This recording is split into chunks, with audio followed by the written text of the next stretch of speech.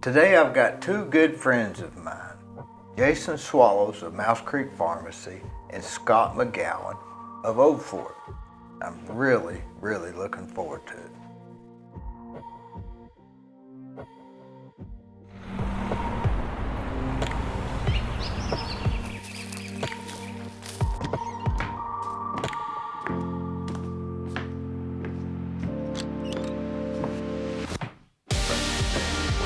Sitting at the Old Fort having a cup of coffee. Yeah, just eat. You know, it wouldn't be any different than us just sitting there. A lot of people are thinking, well, it's an interview. It's not an interview. We're just talking, just like we was having a cup of coffee. Yeah. It's a discussion. It's just a discussion. That's right. Just like it says. So y'all been friends a while, right? Been a long time. Yeah. How did 20 y'all? years or how so. did y'all?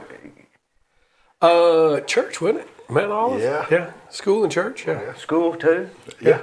Yeah. Which He's school? a little bit behind me, but yeah. What school? Bradley. I went to Bradley.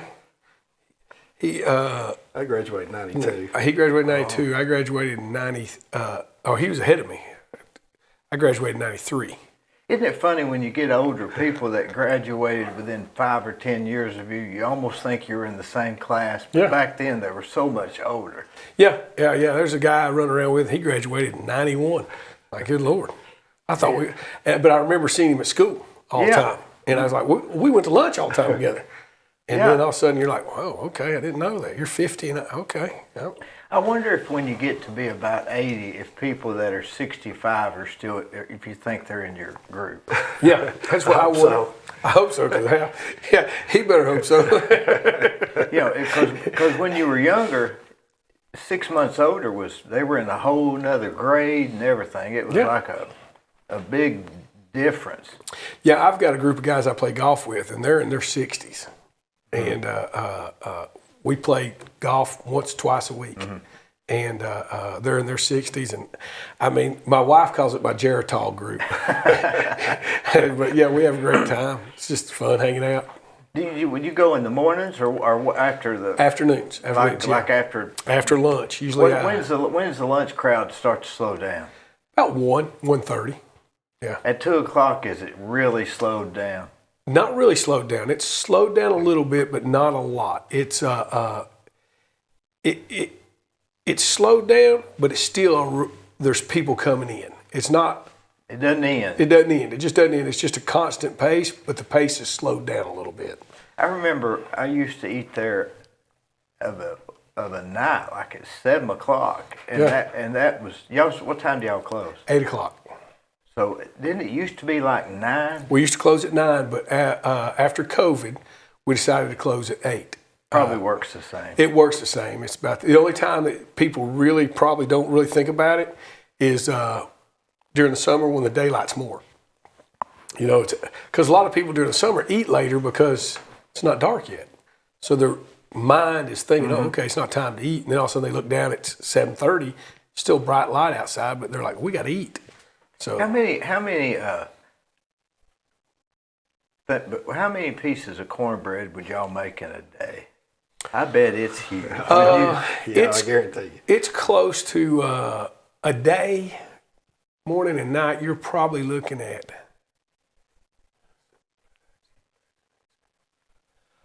You're probably looking at close to 700 pieces of cornbread. Yeah. 700. Can you imagine? No, that's a lot of cornbread to go through. Yeah, because we go through about 7 to 8 bags of cornmeal a day, and each bag makes somewhere around 75 corn muffins. Yeah. It's good. Hey, if you ever been up there, They are it's good. Yeah. So yeah. Especially when they're just a little bit burnt on top. That's what I like them. See, I like them a little dark on top. I like them a little dark. Yeah, my mom doesn't, but we've got so many people that like it like that. Yeah. So it's funny how we tell our cook, we're like, make sure the first, that top one stays in a little longer, and then you take the bottom ones out, because we have people that like it a little darker. Yeah. We have people that like it a little medium, and we have people that like it real light.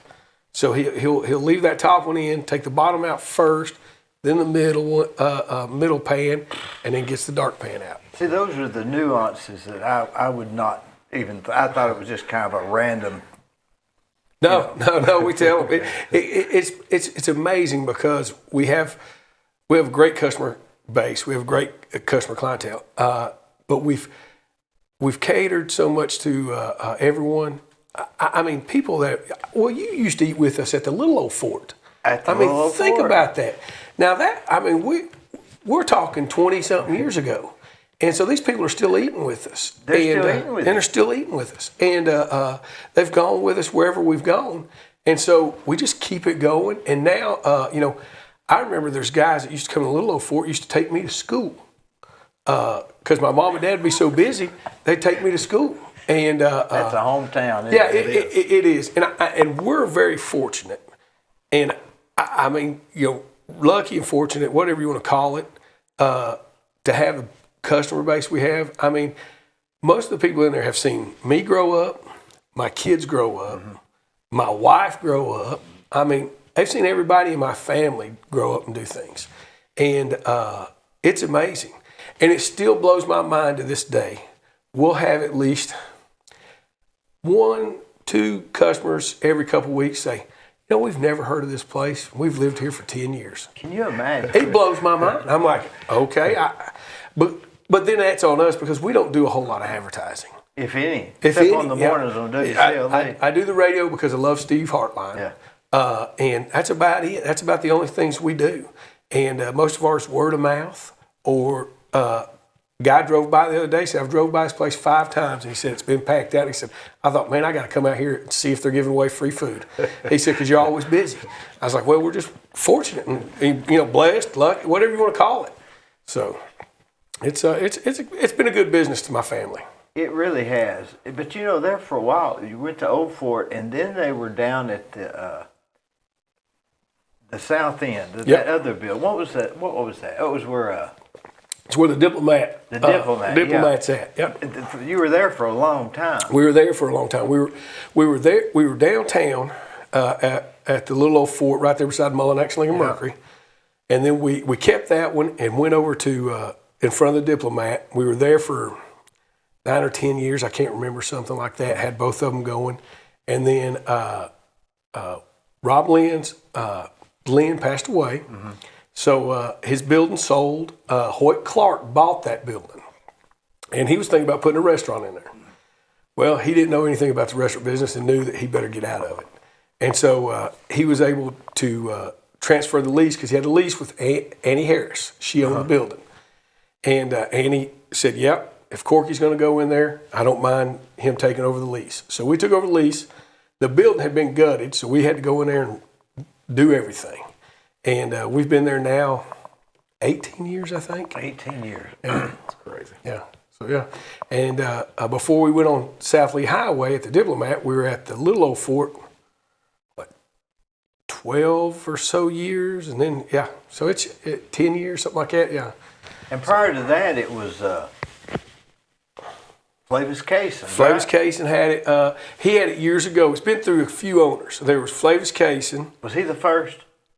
I think he was. I'm not 100% sure on that because, that building was built in the late 40s, early 50s.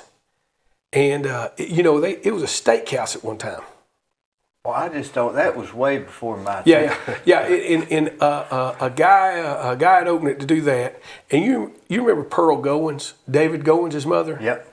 She ran it way back when David was, and he was a baby. When he was 5 or 6 years old, she ran it then. But I can't remember who started it there. And then Flavis Cason came along. Then a guy named Earl Dixon. And then they sold it to a guy from out of town called Spence Lee. And he had it for a few years, and he about ran it in the ground. Nobody liked him. He was from up north, a little loud, didn't like the hours, didn't like this. And so my mother was waiting tables over there, and my dad was a used car manager at Superior's Cadillac. And one day they were in there, and he was griping. My dad said, well, I'll buy it off of you. Guy turned around and said, it's yours tomorrow. And he been in the restaurant business before Corky? Yeah. His family, my dad's family started a restaurant called the Sugar and Spice. Right across the street. Yeah, it was downtown. It was down on South Lee Highway. It was before my time. On the left or right? On the right as you go out there. Yeah. It was. Still got the awnings. Still got the awnings. Yeah. It's where that Mexican tire store is now, the Quintos or whatever. But there was that, and then the Rebel was right there, where it's at right now. Yeah. He was across the street. Yeah. And a lot of older people like Gene Officer and Joe Collins and people like that. They ate there and loved it. And old Eddie Cartwright, people like that. They grew up. That was their time of growing up. Yeah. And they had that restaurant, started that restaurant. If you listen to Whoop FM on the mornings, they're always talking about Sugar and Spice, the old restaurant. Now, a lot of the old guys do. So Corky did he start it? No, his dad started the Sugar and Spice. And then his dad passed away, and he ran it till, I think it was 75, they sold it. And that's when he got in the car business. And then got back in the restaurant. Then got back in the restaurant business, yeah. He got in the car business with, he started car business with J.T. Hahn. Yeah, J.T. Hahn put him in the car business. I never knew that. Yeah, he put my dad in the car business. He showed my dad all the ins and outs of car business. And so then Did your dad like the restaurant business better than the car business? I think my dad liked the car business. He liked the restaurant business because of the people. And he liked the car business because of the shark taking down the sail. Yeah. He liked the sale of it. He loved the sale of it, and that was his gift. He was a car guy though too, wasn't he? Yeah, he loved cars. Yeah, my dad loved cars. I always remember Corky. He was a really good guy. He was. I guess I'm just partial. I guess what you say to it. I remember one morning he came in and said, "Don't charge Jim Price anymore." That's what he said. Yeah. That's what he said. Now, what possessed him to do that? I don't know. Either do I. I just know that him and Jim went back a long ways, and they just. My dad had There's a few people my dad always really had a spot for. Jim was one of them. There's a couple other people there's a little lady that used to come in there. She passed away years ago. I can't even remember her name. Her too. He just had a special spot for people like that. He went just to school. picked out some and he just wanted to help them. Didn't Yeah. He just always liked Jim. I never will forget the time Denny Webb was in there and he said, "This bacon's kind of chewy." And all in the same motion, Corky picked it up and said, "Don't eat it." And he took it right back to the kitchen. And then he was just sitting there with nothing. Yeah. I mean, he didn't miss a beat. Yeah, my dad sometimes was, I would say, "Dad, we can't do that." I remember one time we're sitting at the little old fort, and we'd been there for years and hadn't gone up on the prices. I think it'd been 5 years since he'd went up on the prices. Well, he finally goes up on the prices. And the guy that comes in there every day, ate the same thing just about every day. He comes up there and he said something, "I guess we're trying to buy some new stuff around here." My dad turned around, grabbed his plate, stuck it in the dish pan. The guy said, "What are you doing?" He said, "You can't afford to eat here." Guy said, "No, I'm just kidding. I just give you a hard time, Corky." He said, "Okay." He gave me his plate back. Was that his real name? No, his real name's Paul McGowan. Paul Edward McGowan. Wonder why he got Corky. My grandmother, Paul Edward McGowan, was a name that had been in his dad's family for years. Paul had ran through his dad's. He was a junior. My dad was a junior, and so my grandmother didn't like Paul Edward. She didn't like the name, so she just started calling him Corky. So everybody just started calling him Corky. I never knew his name was Paul. Yeah. That was his first name, Paul. How long Edward. has he been passed away now? 5 years. Dang, it seems like a year ago to me. It does. It seems like it was just a year or two ago. But that's how time catches up on us. 5 years. I'd have bet $1,000 that was 2 years ago. Yeah. It's been almost, I think it was 5 years this past July. Do you like it? Are you operating? I mean, you hadn't missed a beat, hadn't missed anything. Everything just. I'll never forget the night my mother called me that he passed away, and I rushed over to their house because he passed away in his sleep, and which I mean, if you want somebody to pass away, I guess that's the best way you want them to pass away, and. My mother's a wreck. She doesn't know what are we going to do, Scott? What are we going to do? And I think my dad had been gearing me toward that because for the last 3 to 4 years, I had been doing everything. Ordering, writing out most of the bills, doing a few things of this and that. And I think he knew that his time was going to come or he was going to leave. He was either going to pass away or he's going to leave the restaurant business. And I told her, I said, don't worry, we'll just...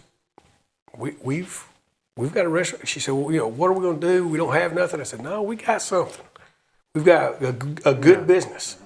Now this is where we got to strap up and figure out, hey, can we carry on what he's the legacy that you and him have built? My mom and him, they started back there at the little old fort, and it was just 2 of them, and my Aunt Love working. It was just the 3 of those people running that little old fort when they started going. And I said, y'all have built a great business. There's no reason to think that we're going to lose it. And so we just strapped it up and kept going. And I tell you, this year will be the best year that we've ever had. Do you think it's because prices are more, or are you talking about volume? I'm talking about volume and people. And that's even with cutting off the back. That's even with cutting off the back. I tell you, there's 2 things that make me look like I know what I'm doing. And when COVID hit, we had to open back up, you had to be 30% less than what you were. So cutting the back put us at 30% less than our capacity. And I started doing, built me an office back there. I started refurbishing old equipment to sell here and there because during COVID and after COVID, equipment was hard to get. Well, I'd bought a lot of used equipment and had it stored. And where I'd own a restaurant up in Copper Hill, I had a storage unit full of equipment. So I brought it in there, refurbished it, and I would sell it to restaurants looking for stuff. And that helped, me out. But I closed that back, and we started closing at 8 o'clock. And we see more people now than what we did before. Now, how do you figure why that is? I have no clue. I have no clue. I said, man, maybe God. That's the only thing. 2 things, and I said this at my dad's funeral. My dad told me 2 things all through life. He said, if you'll put these 2 things right, he said, you'll always be good. He said, take care of your family and tithe.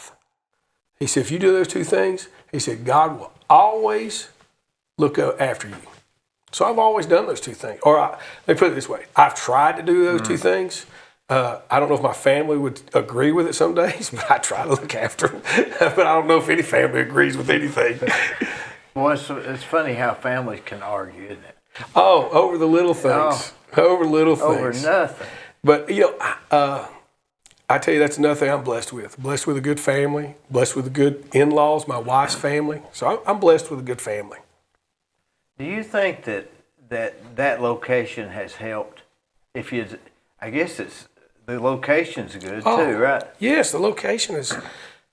And that parking, you couldn't get one more parking. Oh no, I can't squeeze anything out of it. We chalked that thing off. Me and Steve, when we redid the parking lot, Steve Williams, we were out there trying to figure out how we could get as much parking that we could in there. It's good. It's really good, and it's not really crowded. Yeah. Some days it gets, you're to the measurement. But I mean, the parking's not like 7 foot wide spaces. It's pretty good spaces. It's adequate. Yeah, it's adequate spaces. That's Steve Williams doing some thinking. Yeah. We were out there he said, well, I was like, yeah, man, Steve, I've got to have this. He's like, yeah, let's see if we can turn them this way and just make them go through around this way instead of having 2 ways. I was like, you're the man. You take care of it. Because I'll take care of the eggs inside. You make sure the pavement's right, and we'll be good. So well, it worked out. It did work out. So, but I do miss coming in the back door because you're not as hidden. You're not as hidden. That is the one thing most people that used to come through the back door. Yeah. That's the one thing they miss is being able to come through the back door. What do y'all get to open up about 6:30? We open up at 6. We have people in there. We unlock the door at 5:30 and people walk through there. Now, what was it, that plumber? He used to come in and make coffee. Clyde?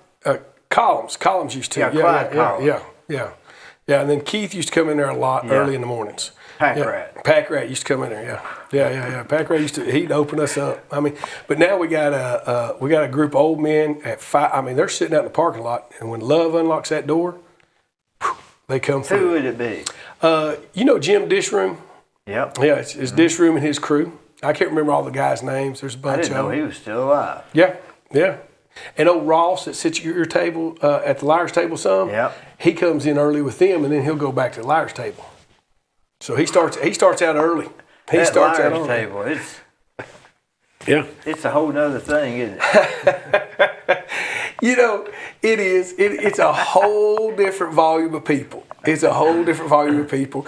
And the thing that gets me is the people, you know, you got one guy all the way at this end and one guy at this end. They can't stand each other. They can't stand each other. They can't even look. They won't even look. They won't even look at. But they wouldn't sit anywhere. They wouldn't sit anywhere else. And then if this guy can't sit at the end, he'll sit close to that guy, but he'll keep looking down the other way. I mean, it's the craziest thing I've ever seen in my life. It's the craziest thing. Yeah. And they had the fight there. Remember the fight? The fight was crazy. Yes, it was. Got a jelly on Jim's shark. I remember they got jelly on Jim's shoe. Yeah. And somebody said, "What flavor?" Yeah. And he said, "Grape." We had to give. I had to say, Gary remembers this. We had to give Mayor Gary Davis an apron and some towels so he could sit in his car to go home and change. He had gravy all over him. He had apple butter, gravy. It was unbelievable. And you're thinking, aren't these guys grown men? And what were they arguing over? Was a Democrat and Republican something? It was something stupid, silly. But it was. But I have to tell you this: the guy that was in it, it was Tim Waldrop and Ron Osborne. And Osmond. He came back in the restaurant and brought us a check and wanted to pay for the damages. You'll never beat Ron Osmond as far as the character is concerned. Yeah. He said, I want to pay for the damages and I want to be able to come back. He said, I'll never go back to the liar's table, but I want to be able to come back in here, bring my wife because she likes to eat chicken and dumplings. Yeah. My dad said, keep your check. Nobody said you couldn't come in here. So come in anytime you want. And it was something else. It was just, it gets heated during the election time. You could write a book about it. You probably could. I mean, the characters in Bradley County, Cleveland area, oh my God. I don't know how long the book would be, but it'd be a pretty lengthy read, I'm telling you. Now, in the pharmacy business, you don't have that kind of characters, right? We got characters, but it's not that kind of characters. They're not back there arguing about the liar's table or politics usually. Our characters are geared more toward their own issues. Can you tell when somebody comes in when they're just too sick to hardly talk? We had that problem. When you get them. Yeah, that was probably more 10 to 15 years ago. We used to have those guys, when the meth was happening and it was wide open, it was a big deal. And even back then, that's when we had Florida was the pill mill capital. And so we'd have people, it's crazy to think that Cleveland, but, back when the folks you're talking about, they'd travel from Kentucky or Ohio to Florida, and Cleveland and other Tennessee areas were just a stop on their way back home. So they'd have their driver's license that were from trying to get pain, but would they have to have a prescription? Yeah, they did. They drove to Florida and got their prescription. They were just stopping back through. So that was our kind of characters that we dealt with, and luckily that's kind of has since passed. The DA and Scott's brother there, Dax, and all the drug task force people and city of Cleveland police. They kind of took care of that part, but it was a whole different group than what Scott got to deal with. And luckily these people weren't local people that typically I was dealing with. So, but in Cleveland you can't hardly talk about anybody because everybody's related. It's close. It's close. You You can't got to hold it really off. be careful. You better know who you're talking to and who you're talking about too. If somebody could come in wanting drugs, you need to call the police. You call the police, it's his brother. Sure. Yeah. And that happens, you know. So, and other guys back when his brother was at the drug task force, I'd call those guys and be like, "Hey, we got somebody here," and Dax would show up, or other people there, local guys would show up, And they knew you were serious because it's you. Yeah, They know you. Yeah. But you know, I've noticed one thing. When you come in, you've got you're getting the prescriptions. You make it sound like this is going to make you feel better. And other pharmacists are like, but you're like, this will help you. Yeah. You almost give a placebo effect just by you handing it. Have you noticed that? I agree totally with you. That's the reason I tell everybody I can. Hey, you need to go to a hometown pharmacist like Jason. And I try to get it. I've got all my family to move over to him because, like I said, you go in there and say, Jason, is this, hey, let's get you taken care of. You'll be okay. You'll be okay. Or he's done this to me before. He said, here, I'm going to give you this off the shelf here. Yep. It's just the same thing. It'll save you a little money. Yeah. Okay. Hey, like I said, you just change your stuff over to a hometown pharmacy. And his pharmacy is A1. My wife loves him. Yeah. Him and God.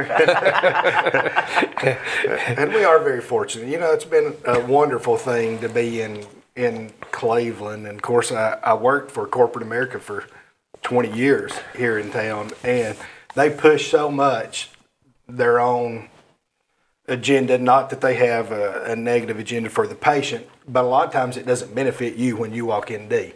When Dee walks in and he needs something, they've got me doing, it's not helping you. And it got to right before we opened the store, it was one of those things where I hit a next button and I was checking prescriptions up in Johnson City while you were standing there waiting. I didn't have time to talk to you. I was checking other people's prescriptions in Chattanooga, different areas. And that's not how I grew up with my knowledge of pharmacy. You know, I remember when I was a kid, there was Revco. And that was the first place I actually worked for here in Cleveland. A lot of people don't remember Revco. But it was at the Old Village Mall down there. Yeah. And old Mike Ursery, which I hate to throw that name out there, but, you know, he was our pharmacist. And super good guy. And we're very fortunate in Cleveland. Steve Medley at Central Drug, first guy that ever pharmacy I ever worked at, gave me a job. His son Keith was in pharmacy school then, and I went over there and worked for him for a few summers. And we've got a great base of local people. Joe Moore, I used to go over there and work for him some when he needed some help, when Donnie needed off, for different people. And we've got just such a great base. And pharmacy's changed so drastically, even since I've been out. I graduated in 98. We went from where, you know, it was all about volume of prescription, and now it's about medication management. If you got issues with your medicine, you know, the insurance companies now grade me and reimburse how much they pay the pharmacy based on how well does Dee take his medication or how well is Scott taking his cholesterol medicine. God. A lot of people don't know this, but if I'm not filling your medicine on a regular interval, I get paid less reimbursement for that medication, especially from Medicare. You know, that's how they want to see outcomes. But at the same time, you've got to manage that with when you walk in, or when Scott's family walk in, or anybody, you know, really my thing's always been, I want people to feel like, hey, Jason enjoys, you know, the interaction that we have. He wants to know about me. How's my mom doing? Or how's dad doing? Or my brother doing? You know, and that's what I want people to feel like when they walk out of there. And that's my focus is, you know, making people or letting people know that, hey, you're not just walking into a store, nobody cares about you, you're just picking up something and you're out of here. That's just not what I enjoy doing. I enjoy the interaction. And Is that worth more than the money to you in a sense? It is. And when I opened it, I told my wife, I said, hey, if I go over here and I can make half of what I'm making for corporate America, I'll be happy. Just because I don't want the headache and I want the interaction between me and the people. And I'm not going to complain. But, you know, we've just been blessed. The Lord's been good to us. Have you done more business than you thought you'd do?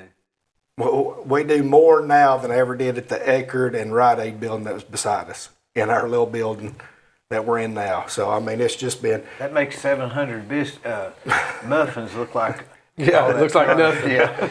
It looks like nothing. But it is that. We live in such an area. You know, me and my partner got them. We worked for Rite Aid in Eckerd. It was Eckerd originally. We worked from that when it opened in 2004 until I left about 6 months before it closed because I seen the writing on the wall that Walgreens had bought it out. We weren't going to be in business. You know, there's one a mile this way and a mile that way. There's no way they're going to keep us open. And so we started planning and opened that business in the little plaza. Was that scary for you? Oh, yeah, it was super scary. We talked about it. We'd have long talks about it. Yeah. I mean, I could tell you. Uncertainty. Yeah. Yeah, because you had no idea, you know, what kind of, am I going to have an income? You know, I'm used to this. Because you're at the age where you still got a plan. Yeah. I couldn't be more proud of this guy. I mean, because you know, he would gripe to me about working at Eckerd. We talk, and then you know he was scared. You know, and I mean, naturally, you're scared to go out on your own because it's your money. It's you know, are you gonna make any money? And he's gone out and he's done great. He's done great, man. This guy, I'm super proud of him.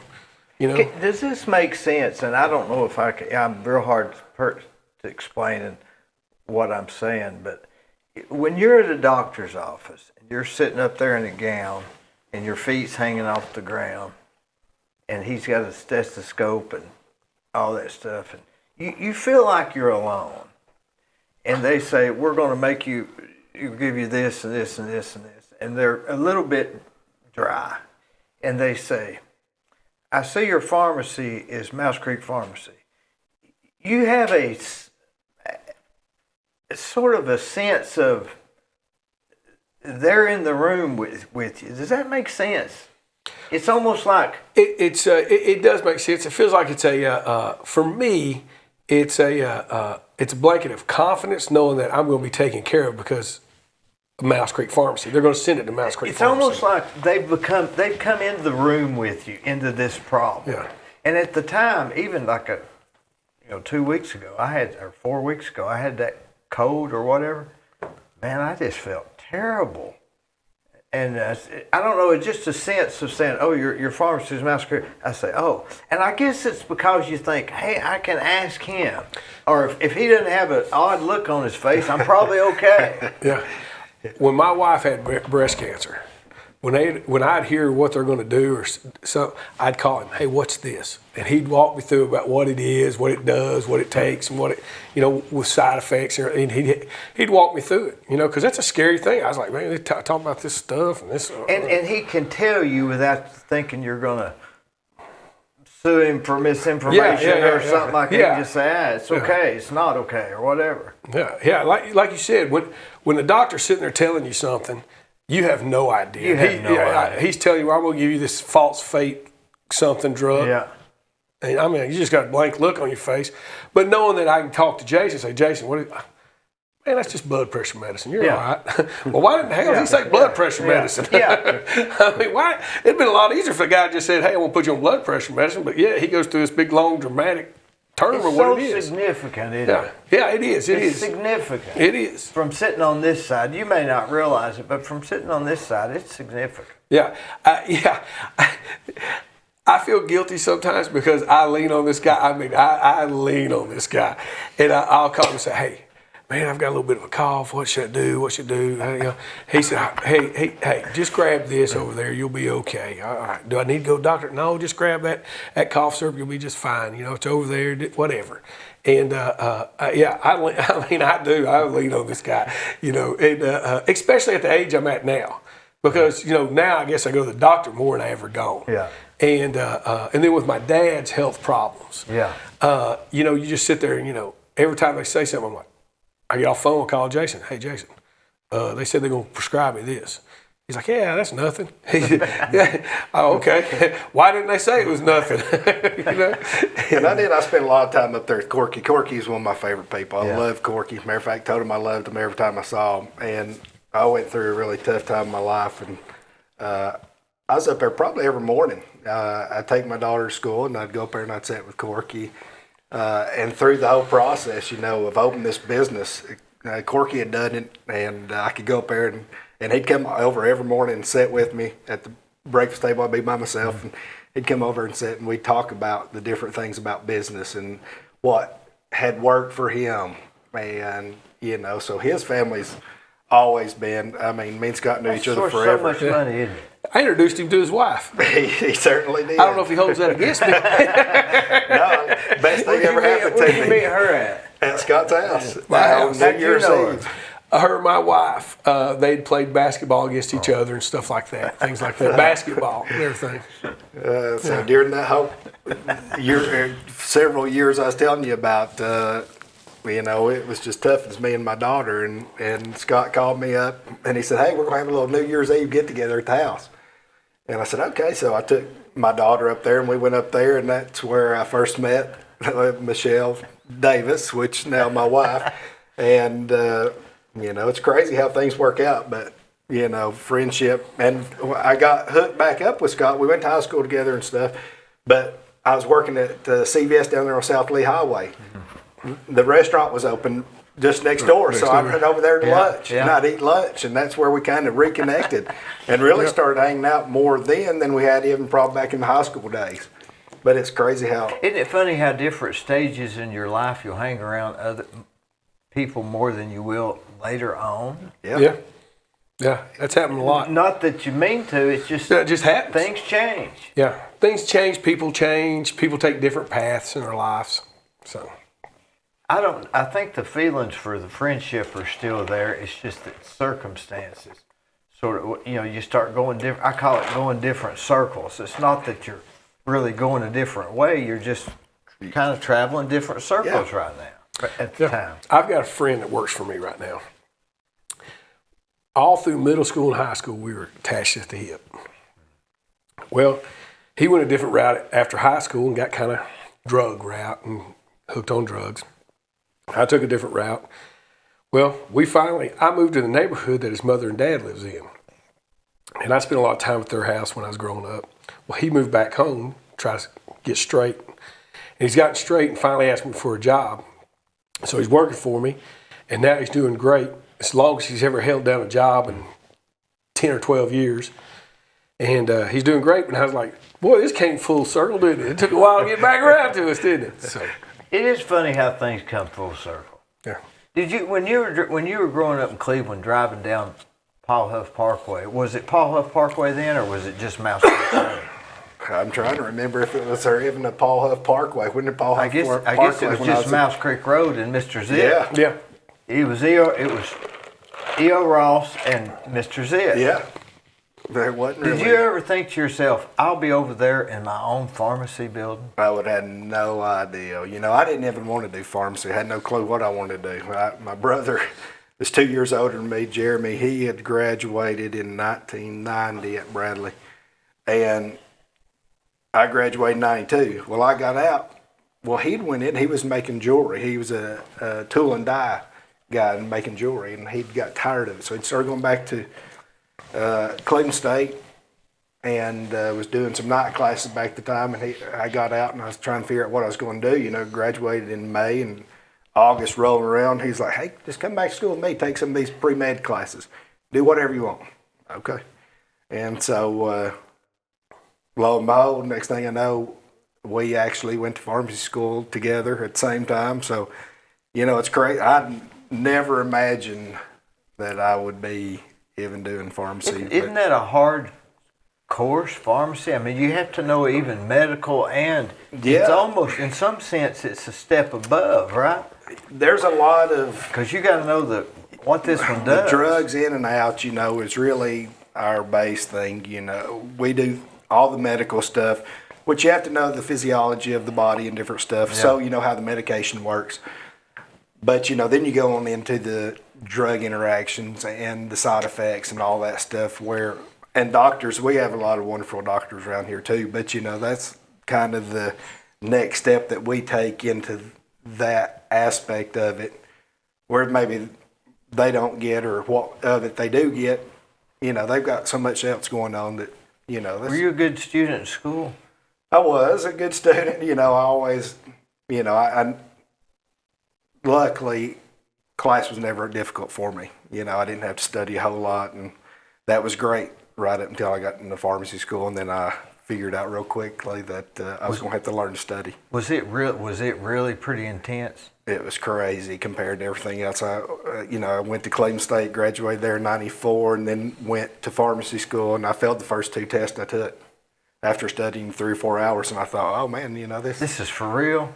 You thought, this is a whole different level. And so the time I was out, the second year, everybody said second year was harder. For me, the second year was the easier, because the first year I had to learn to study. If you didn't spend 72 hours studying for a test, you probably weren't going to do great on that test. I mean, it was just a different level of commitment. And the best thing for me was that I went to Mercer in Atlanta. The main campus was in Macon. If I'd been on the main campus, I don't know that I'd ever survived it, because I'd been going to basketball games or football games. You couldn't do that. You couldn't do it because you were on an off-campus site. And so all you had was the school. And so you're saying the study took a commitment of it was all you could do? That was all you had time to do. You didn't have time to do anything else. For me personally, I didn't have time to do nothing else.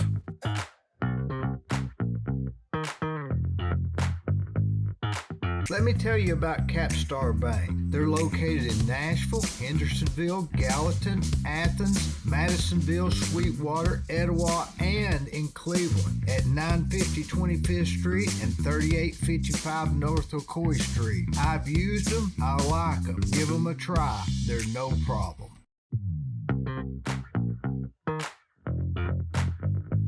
One thing about the Old Fort is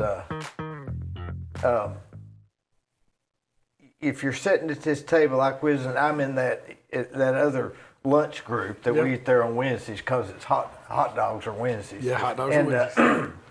I'll tell you a funny story. So the table was full, so I just sat on the edge. I remember this. This is so funny. You think I'm making it up. But I was sitting on the edge of this other table where a guy was sitting there with another guy. But I was sort of talking here, but they let me sit there. So we're sitting there a few minutes, and we're talking and we're eating, and somebody said, pass us the salt. And so I reached and grabbed the guy's salt and handed it over. And then a few minutes later, somebody said, I want the hot sauce or something. So I handed that over.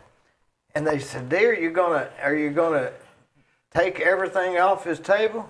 And I got to looking, and I was wearing the guy's glasses. He's wearing the guy's glasses.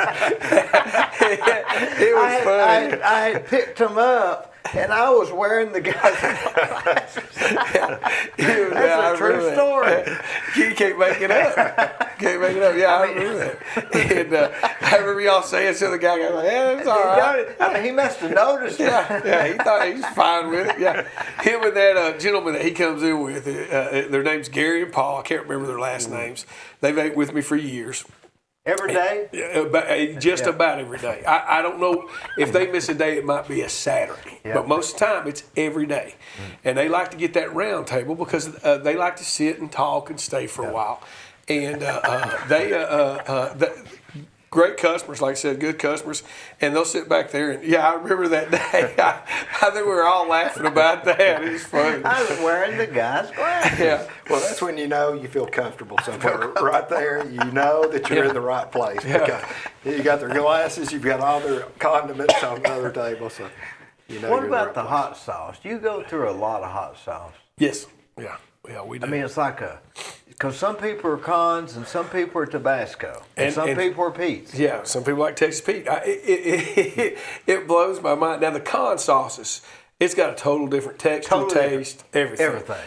Even the look. Now, Tabasco and Texas Pete, they almost look the same. Mm-hmm. They do have a little distinction in taste. But you'll have people that, don't you give me Tabasco, I No. want Texas Pete. Yeah. Don't give me Texas Pete, I want Tabasco. And then you got the cons people. And we go through a pretty regularly. I go through a case of con sauce at least every month, if not more. We'll go through, because not a lot of people knows con sauce except for locals. A lot of locals know con sauce. And so that's the ones that always get it. But now the other stuff we'll go through probably every, and they're smaller bottles. Yeah. About every 2 weeks. The con sauce is a big bottle. And the others is like a And cons is 5 ounce. hotter. Oh, it'll lay it on you. Yeah, And a different taste. it's got a different taste, different kick. Old Stan Clark's done a good job promoting that. And I can call him and, hey, Stan, need 2 cases. Couple hours or 2 cases. How much is 2 cases? Somewhere around $74. Can you believe that? Yeah. You know, talking about things being high, you know, with this VCT flooring, you know, the little squares, you know, used to have them, put them in a building, you really didn't figure the cost because it was 90 cents, labor and materials. It was not even significant. So I called the other day because I was getting ready to do something. It's kind of an odd job. And so I thought, well, I'll see because it was a different type of job. And they said $350 a foot. And I said, no, I'm talking about VCT, not ceramic. They said, yeah, we know it's $350 a foot. And I said, no, it's $350 a foot for VCT flooring. Yeah. If I hadn't have checked if it was a big job, I'd lose. Yeah. I mean, it's funny how, like that con sauce, 74. I would have thought $15, $20. No, for 2 cases, they're $30-something. What are they? $38 a case. $38 a case, I think is what it is. And do they? How many's in a case? 12, I guess, or 24. I think he does 24. So 24. That's 48. That's a little over 1 a day. Yeah. Yeah, we go through. That's $2 a bottle. Yeah. And then here's the other thing. I can't charge for it. You can't charge for it. Can't charge for it. And the things that have gone most up on me are things that I can't charge for. To-go plates, straws, napkins. To-go cups. To-go cups have gone out the Hey, roof. these cups are about 15 cents a piece. Yeah. It's just, things that you can't charge for have gone up mostly. Oil that we put in the deep fryer. 3 years ago, a little over 3 years ago, maybe close to 4, I could buy it for $17 a jug, which is almost 3 gallons. Now, if you get it for less than 45, you've got a bargain. That's a lot of increase. Yeah. And it's gone up. And to serve good food, I have to change that grease twice a week. Because if I just sit there and leave burnt grease in a deep fryer, you're going to get nasty food. It takes 3 jugs to fill up our deep fryers. And how long will a deep fryer last? Like I said, we change it about every 3 to 4 days. Because if you don't, It's awful. You can tell. You can tell it. I ate a place yesterday. I won't tell you where it's at. Yesterday. And I could tell right off they had not changed the grease because you can tell it. You can tell it. And it's like motor oil in it. Yeah, it's a bad taste. It leaves a taste in And everything. you can even tell the color. Yeah, you can tell the You can color. tell just slightly umber look or something. Yeah. Fried chicken's on Wednesday. That's best for cons. in Yeah, my yeah, opinion. the fried chicken Eggs is are best good. for Tabasco Yeah. and French fries. Now the cons is really good. My daughter-in-law, my oldest son's wife, she loves con sauce. Where do they bottle that at? I think it's outside of Marietta, Georgia. There's a place that he has it bottled at. It's what, Stan Clark? Yeah. Yeah, Stan's a great guy. Was an EMT for years. For a year. I then went retired. to high school with him. Yeah. His son goes to school with my daughter now, and they're friends. Stryker? Is that Stryker or what's his Connor. name? Connor. Yeah. So yeah. It's Isn't that something we don't? Yeah, it's crazy. world. Yeah, it's really neat. That's the reason. Sometimes everybody, hey, we're building, we're getting bigger and bigger. I'm torn because I don't know how big I want to get because I still love knowing the people's name that come through that door. I still knowing that, hey, if I need this, I can call Jason. If I need this, I can call Dee. You know, I still like that. That's why I disagree with the progress of getting, say, oh, we're going to get another factory here and we're going to get more cars and more people. It's like, is this a race to a million people? Yeah, I don't know. But why not just leave it like it is? If we're out of money, go up on taxes. I'd pay a little more to live in Cleveland. Yeah, I would too. Let's make it expensive. Yeah. You watch Yellowstone, I'm with him, I'm Right. the opposite of progress here. Sometimes you think that, Yeah, I'm torn between it because, like I said, I love knowing people's name. I love them knowing my kids. I love knowing their teachers. I love knowing, I've been fortunate that I've had 3 kids, and they had the same first grade teacher, same second grade teacher, same third grade teacher, same fourth and fifth grade teacher. They all got the same teachers. I mean, so I knew these people, and it was great. Yeah. Same principals. It was just really neat. And I hate to see that change, but I know everything's got to change. But I don't know. Maybe it doesn't. You ever thought about that? Maybe it doesn't. I try to operate my business every day like it's not changed. I see a lot of new people every day, and I'm blessed and fortunate that I see that. But I try to treat them like I treat you when you walk in, or Scott and his family when they walk in. I want them to feel like they've been here forever.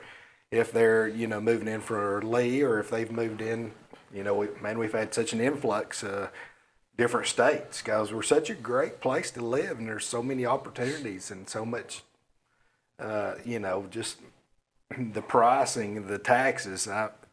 There's such a benefit to living in the little niche that we live in, and until you get outside of that for a little bit, and I've been fortunate to went to school and I lived in Atlanta for a little while, and I've traveled a little bit, and you see other places, then you realize how good we have it where we're at.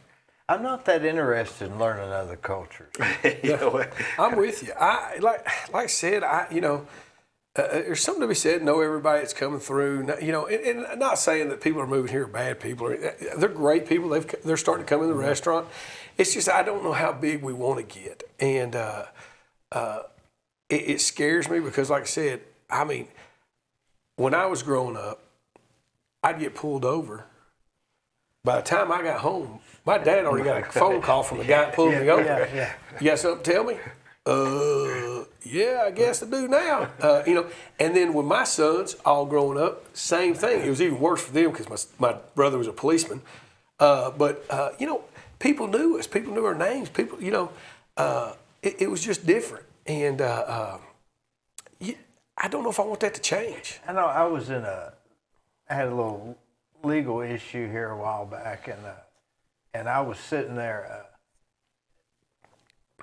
a couple weeks ago. I was sitting there at a restaurant with the other side's lawyer, and this guy came up to me and said, "Hey, isn't that the guy that was?"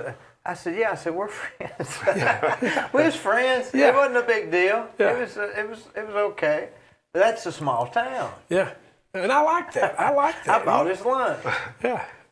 But see, I like those things. And the thing about it is Cleveland's got so many characters. Oh. And they're unique. Saturday morning, you can come in there and you can see Scott Canavas over there, who everybody, he does it on purpose just to drive everybody in there crazy. Yeah, I love him. Oh, I love the guy to death. I love him. I think the world of Scott. I love Scott. And I know he does it on purpose just to drive everybody crazy. And so he'll say things just to drive people crazy, get them all fired up and everything. But then you've got the total opposite of him. Another guy that's total opposite of him. Lloyd Rogers. Oh yeah, Would you Lloyd. say that's the total opposite? Yes, Lloyd Rogers. I tell you, Lloyd. He ate there. He ate there for 20 years? Oh, longer than that. He ate the day that my dad took it over. He was eating in there till the day that they couldn't. They couldn't carry him in. They couldn't carry him in, and he ate there every morning. He'd meet there every morning, and he'd have. There's 3 things that he would either have: sausage and egg and cheese biscuit, pancake with bacon, or bacon and eggs. Now, this is a rumor, and it may not be true. Did he take a biscuit out every day to a lady Took in a biscuit town? every day. Took 2 to her, and I think it was her husband. Then her husband passed away, and he took it to her. Took it every day. Every day? Every day. I got to eat with him a bunch. When I was in there every morning, he'd be in there some mornings by himself. Yeah. So I'd go sit with him. Got to know him through just random. Yeah. Super nice guy. Multi-millionaire, Yeah. I guess. And it was just kind of, Yeah. and you know what? Every day before he left, he busted his own table. That table was cleaner when he left than when he got there. It was. His own plates. He wiped the table down and he left. Even if I was still sitting there eating, he'd wipe everything down. What made him do that, wonder? I think Wonder that's what just was his their work. psycho... I think that's his work ethic. He just would do things like that. And he'd talk like this. Yeah. He couldn't hardly hear. Yeah. And he ended up going... He got to where he's hunched. He'd be hunched over a lot. And And then you couldn't hear him. yep. And go out there and get in his Corvette. Yeah. Certainly With did. a biscuit. He'd be carrying that biscuit. That's how I knew he was there in the I morning. wonder why he took her a biscuit.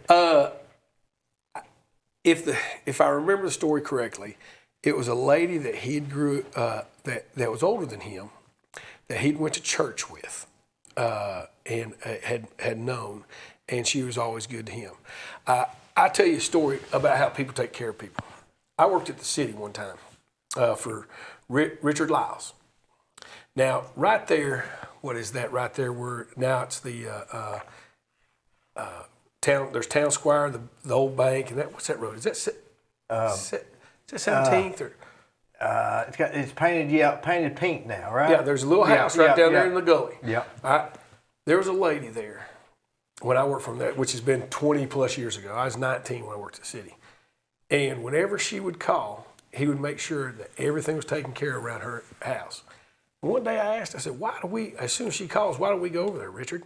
He said, she was the lunch lady at school. And he said, I grew up poor and didn't have money for lunch, but she always made sure I had something to eat. And he said, she'll always be taken care of. And hey, can't argue with that. Don't argue with No, that. yes, sir. I'll be there every day. You tell me to weed eat that bank for, I'll weed eat that bank for. And we would. We'd make sure that bank around the back for us, because the city owned it. Yeah. We'd make sure it was taken care of and looked good with her rest of her yard. And Thumbs up to Richard Lyles. oh yeah, I tell you, like I said, Cleveland's just got some special people in it. I mean, you look at that Liars table, Eddie Cartwright and them. He's special in a different way. I'm just kidding. But I mean, all those guys have got a big heart. Really, they do. Really They do. really They do. really do. They really do. Do they drive you crazy in other aspects? Yes, but they really do have a good heart. I mean, they really do. And as much as I get mad at them sometimes, I'm thankful that they're there more times, because they really do have a big heart. You know, and to come in there every day religiously. Of course, I'm just every once a week or every 2 weeks. I'm sporadic depending on where I'm working and stuff. But it's really good to have it's kind of like that Cheers show, where everybody knows your name. You're one of the few people, I guess Jenkins is now, Jenkins and y'all, and who else is there? There's not many more of us left. There's not many more of us left. I think us and Jenkins are the two oldest family-owned restaurants in Cleveland. And the funny thing about hometown restaurants is it's pretty much the same every time, but it's just slightly different. And I think that's what makes you keep going there. Yeah. It's just slightly different. Always something's a little different. Put a little more pepper in this, didn't they? Yeah. I've noticed here's something about advertising. I get up in the morning and before I leave the house, I hit on WCLE, and that's sometimes they'll call you and ask what's for, and you can tell that you're really busy, and sometimes it's like you don't have time to talk to them, but you're going to go and you'll say, "Oh, we got stewed cabbage," and I always think stewed cabbage. Why advertise that? So about a week ago, I was in there and I said, Give me the stewed cabbage. Boy, it was good. Yeah. You know, There's a lot of people stewed cabbage. there's a lot of people that go for that day. It's crazy. Stewed cabbage. All it is stewed cabbage. Yeah, there's nothing special about But it. it's got a little peppery taste. Got a little pepper. What's in it? We cut up we usually cut up for lunch. We cut up about 3 heads of cabbage. Mm-hmm. We put it in a big pot. We put salt and pepper, a little bit of butter, and a little bit of sugar over the top of it. Sugar. Yeah. Just put some foil over it and just let it boil and steam in there, and then take it off just in time before it gets real weathery. So it still have a little bit of crunch, not too much, and then we serve it. But it's really good, but it's not necessarily a specific taste. It's just a little salt and pepper. Yeah. It's for people that like salt and pepper. Yeah. And it's got something you can feel like you're eating salt and pepper. Yeah. It's really cabbage doesn't have much of a flavor to it. So yeah, but we sell a lot of it. I think it's something that people in our area, a lot of the older people, ate that because it was inexpensive. And it's a little milder, like slaw. Yeah. Slaw's Right. mild. Exactly. Yeah.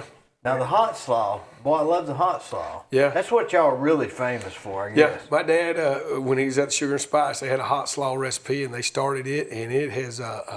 We keep the same recipes, and it's something a lot of people come in and they'll order it during the summer. We'll sell it by the quarts like crazy because people want to take it for barbecues and things like that. And he makes it about twice a week. And it makes about 7 gallons every time he makes it. Toby Pendergrass always orders hot slaw. Yeah. And a lot of people do. Yeah. Him and Doughball both. Doughball loves it. Doughball loves it, yeah. Yeah. And we, like I said, we go through, he makes about twice a week, about 14 gallons. And here's the kicker. If you get it on the day that he's made it, and you get like the fresh batch, it's not that hot. Not quite as good. Yeah, or not that hot. Yeah. Now you get it after it's set for 2 days, you're a little spicy today, ain't it? Anthony Gray always gets it. Yeah, Anthony Gray gets it a lot. Yeah, He's Dr. eaten Gray. with y'all for years. Mm-hmm. Yeah. Now he's another special guy. My dad had a lot. My dad liked Anthony a lot. They would play golf every now and then together. He's competitive too. Yeah, Anthony, he's competitive. he'll get back at you real quick. Yeah, Dr. Gray will get a little He's one of my upset. best He'll friends. get excited if you ain't careful. Yeah, I Super like nice. Dr. Gray a lot. Like Dr. Gray a lot. He's a good guy. He's different. But he will get excited. Always in a hurry. Always he's in a hurry, especially at lunch because he's got to he's get always back. in a hurry. Yeah. I ate lunch over there. Hey, with y'all the other day. Yeah, he ate with me. Yeah. He's my dentist. Yeah. He's a good guy. He's a good guy. You know, like I said, it's just there you go. You know, I built 5 dentist offices, and he was the one that was most concerned about the equipment. really. Now, what does that tell you? Yeah. He's want to make sure you're taking care He of. didn't care about the wallpaper or the floor. He wanted to make sure that equipment was right, it was state of the art, and it was in good shape. That told a lot to me. Yeah. Yeah. That tells you right there what kind of kind of doctor he's looking into. He's interested in doing a good job. He's not worried about the stuff that he's not going to do anything for you. He's worried about what's going to do something for you. That's what I saw. Yeah, that's a good doctor. Don't matter what's in the waiting room. That's right. Waiting room don't matter. What do you see as far as, do you have, I notice your place doesn't have as much of incidentals to sell. Yeah, Is that something you need to do, or you try to keep it on the low key, or? Well, now, like over-the-counter type medications, we try to keep the basic stuff. But then you get into a whole different class stuff, Buckets and towels. Durable medical equipment, it requires a whole different license and everything to sell that stuff. And there's a whole different set of rules to sell durable medical equipment. Which, you get into strollers and walkers, and Joe Moore does a great job. So when somebody comes in and you need something like that you want Medicare to pay for, and I say, hey, medical center's a place for you to go, because that's not what we do. And there's other places in town that also sell that type of equipment.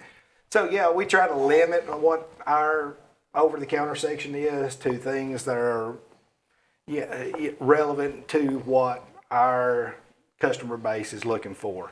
And that's primarily, just the typical things when you come in. This time of year, we're looking at all the antihistamines, decongestants, all those type of medications. Always a big kids section, because kids are always, as soon as school starts till school's out, it's a never-ending deal with kids, and they're our best business driver because they spread more germs than anybody. Yeah. But, so we just try to limit that. And then to your vitamin section, we do a good business with vitamins and natural health type stuff. So. But you're not selling anything else like CVS would, or no, because I worked I worked there 20 years. They're going to sell potato chips. They're going to sell makeup. And all those things. And I'm at the back of the store for a reason. You have to walk past all that stuff to get to me. And because they're hoping you'll buy stuff. Because people don't realize there's a lot of medications. You might come in and your medicine might cost $100. Well, your copay is $10, and your insurance says, well, I'm only going to pay you $75. So now I'm at the $85, so I'm losing $15. These big corporations are hoping to sell you another $15 of stuff when you're walking in or walking out. Well, we don't do that. That's not where we're at. So, and there are prescriptions. You walk in and I lose money when you walk out. A lot of people don't realize that. A lot of people don't realize what PBMs are. That's pharmacy benefit managers. You might have Blue Cross Blue Shield. Chattanooga, huge Blue Cross Blue Shield. They don't process your prescription claims. They farm that out to what they call pharmacy benefit managers. Well, now you got the big chains, Walgreens, CVS. They're buying PBMs. So, and PBMs were originally intended to basically work with the drug wholesalers for rebates. So, if you come in, you got a brand name drug that costs thousands of dollars. Well, they work with the drug wholesaler, say, well, we'll put it on our formulary and you give us a rebate. Well, that rebate then passes on to the consumer. In theory, well, that don't always happen. Because you got to apply for the rebate, I guess, right? Yeah, well, and now there's a lot of electronic rebates. So when I process a prescription, automatically it's done. But what PBMs have done, and I won't get too far in that, but especially Medicare PBMs have came into what they call direct and indirect fees. So they say, okay, this medicine costs $100, we're going to give you $110. But at some point during the year, they've got these direct and indirect fees, and they come back and say, well, we're going to take back $10,000 from what we've paid you so far this year that you can't account for. You have no idea. So there's no way to really understand, are you making a profit on these medications or are you not? And Arkansas took it to the Supreme Court and won on transparency issues. And so for those guys, that's what our biggest deal is. We're not trying to sell you a bunch of over-the-counter stuff. We want you to be taking your medicine correctly. We want you to be getting the most bang for your buck. And that's how insurance companies make the most money. If you're taking your medicine right, you're not in the hospital from having a heart attack because you're taking your cholesterol medicine correctly.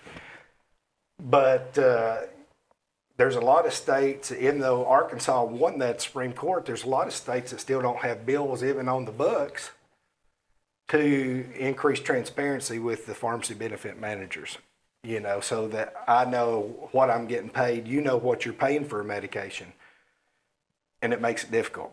But that's why chain drugstores are trying to, I worked for Walmart for a while. Walmart is huge in, you try to get your diabetics to take their medicine correctly because they're the biggest consumer of healthcare dollars because of just all the side effects of untreated diabetes that can happen down the road, amputation, all this stuff. They spend a lot of time in the hospital. So if you can get them to take their medicine on a more regular basis, then you can prevent these down the road more expensive issues. So I got onto a tangent there, but that's why you walk through big chain drugstores and you buy all this stuff, is they're trying to offset the cost of what you're losing in a lot of cases on medication itself. And a lot of people don't realize that. So if somebody comes in and orders a prescription for gets a prescription for $110, Some insurances will pay for it, some won't. Some have a copay, some don't. Yep.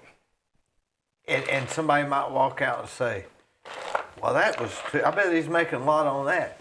You don't even know what you're going to make on it. You're Yeah. not sure if they're even going to. You might have just handed something out that they're not even going to pay for. That's exactly right. You get a real-time claim reimbursement. So when Dee walks out with his medication, it says, okay, you've made, and it's never a whole bunch, but you might make $7. I made $7. And you hope that's the case. But when they come back and say, well, we're going to take this money back from you, there's no way to say, well, how much of that came from your medication? Right. Or Scott's medicine. And Dee's done took it and got over this thing and back on the job. Yeah. And Nobody would understand that. and I didn't even until I got to this point in my career where I said, I'm going to go do this. So you didn't have. Were you kind of oblivious to it? Oh, I was oblivious to it. Yep. It's more of a bookkeeping force. It's almost like it's taken out it's more of the bookkeeping side, because how would you have to like you may be at the end of the year and you say, okay, CPA, here's what I brought in, here's what my expenses were. You might have to say, except I'm not sure if they're going to claw back. And then you do have that at the end of every year. You don't know what they're going to take back, and so you have to, at the end of the year, you just say, well, here's where we're cutting it off. Here's what they've taken back so far. We don't have any clue what they might take back for the last few months of the year. And if you did it on the 31st instead of the 1st, it may be. Yeah, because they're not going to pay you for 2 or 3 months anyways. You don't know how much money you've got. You don't have any clue, really. And people don't realize that. No. I didn't realize it, so I don't expect. But, people think, well, but hey, if you'll take a basket of the most common medications, and we've got like I said, a great group of independent guys out here, and you take it to CVS, Walgreens, Walmart, all these people, you're going to come out cheaper with your independent guys than you will any chain drugstore, because they got minimum pricing they're going to set in there, and it's much higher than what we're looking at. And as a pharmacist there in that retail setting, you have no clue what you're paying for a medication, and they don't want you to know. No. And I didn't know until I got out and started doing it for myself. I had no clue what I was paying for these medications. If I said it costs $50, it might cost 20 cents. I didn't know. And neither does those people that are working for the, big pharma. You can't blame them. They're doing what they're supposed to do, and they're trying their best, but it's not conducive to the relationship I want with, my patients when they walk in. So. Boy, that's confusing. It really is. And when you figured all this, when you saw all these things, did you say, man, I got to get a bookkeeper? Yeah, and we have one that does a great job for us. Just for you, or does it work for other people? Well, he does it for a bunch of different pharmacies. Yeah. So it's sort of a, yes. You'd almost have to get somebody that did pharmacy. Yeah, he knows the business. Because another CPA might say, what are you talking about, clawback? Yeah, and you're not going to ask me. and Joe Moore and Steve Medley, both of them guys have been wonderful about trying to help me, show me the ropes and stuff that I had no clue about. And they'll still call me occasionally and be like, hey, what are you doing about so-and-so? And so they've been wonderful, because I'm the young guy on the block. These guys been doing it for, they've seen drugs. the changes. Yes, they've seen it. It may not have been as much back then. Oh, well, when they started, they wasn't even, and I'm not saying they're older. I'm just saying, when they started, we didn't bill insurance. There wasn't insurance in pharmacy. And now that, back probably in the 80s, that changed. So. Why is that always elevated in the back of pharmacies? That originally came out because, as things grew and stuff, you can see over your sales floor, and you're trying to limit how much people are stealing out of the front end of the store. I guess that's the only reason. That's the only reason. But if you went to a pharmacy and they weren't elevated, you'd think they didn't know what they're doing. You got to see it elevated. Makes you feel like they're... Yeah.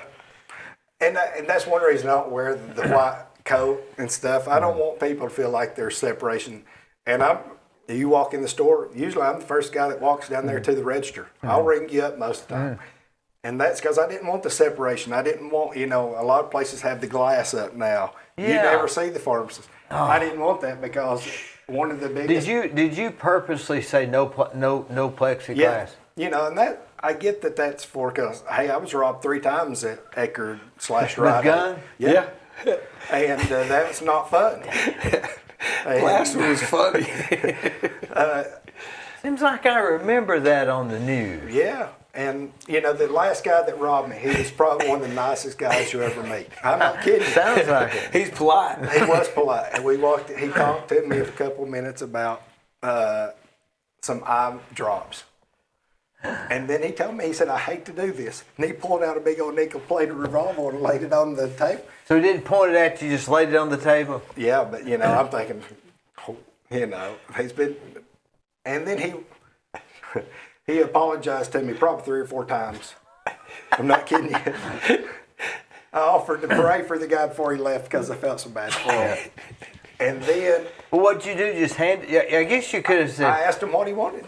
I don't care. None of this stuff, medication don't matter. Yeah. And the guy wasn't trying to get away. He went out there and on the video, he sat for 2 or 3 minutes in his truck. He knew he called the police. Next day, he walked down to the police department and turned himself in. He was just needing medication? He just had an issue with medication. And one of his family members brought me a letter after he got arrested and gave it to me, and him apologizing to me. Just a guy that's having a hard time. Yeah. People have those. They do. And any of us could be in that situation. Sure. And so as far as that type of stuff goes, that was best case scenario, and a super nice guy. And it shouldn't. You sit here and think about it, he should be getting out. He got about 7 years in prison. For that? For that. Well, he'd had some other prior stuff. And they had to serve the whole 7 years. And I hope he's doing good. You wonder about people like that. And I still think about him. Yeah. And I hope he is doing good. If he's out or if he's fixing to get out, I hope he can get out. And probably how much money was it in medication? Oh, maybe $200? Yeah, several $100s. It wasn't a lot of medication. And most people, they think they know exactly what they want, and ask him what he wanted, because you don't want to give them the wrong thing. Yeah. Even if it is wrong. Yeah. So, and the poor guy, he just pain medicine. That's all he needed at the time. But did you buy the plaza over there? we did. We were fortunate enough. We've been there 4 years this past August, be 5 years this August. And I got to know the guy really well, Mr. Newman. He's a Jewish immigrant to the States. And one of the nicest guys that I've ever met, and just kind, and has no kids. And so this past year, about January, I sent him an email and just, hey, Mr. Newman, if you ever decide you might sell that plaza, I'd like first option on it. Didn't hear nothing for a few months. I was out on the river fishing one day. It's probably March, April. And he called me up, said, hey, we'll sell this place. He wanted to get into like Scott's buddies. They do like, you know, these AFCs you see around. Urgent cares. And he's getting into that. And that's all he does is commercial real estate. And so he does a lot for UPS and these other huge companies. He just leases real estate to them. He owns property in New York, Florida. And he gave us the opportunity to buy it, and it just worked out. And so me and my partner, we bought that. And so, you know, and we're very fortunate. Hopefully Verizon stays there a long time. They're our big leaseholder. That's the key, isn't it? Yeah, it is. And they've been great even since we took over. The transition was wonderful, getting to know those people. It was really good. And they just remodeled the store. So hopefully they're there for the long term. You know, hey, they got prime real estate there on Paul Huff.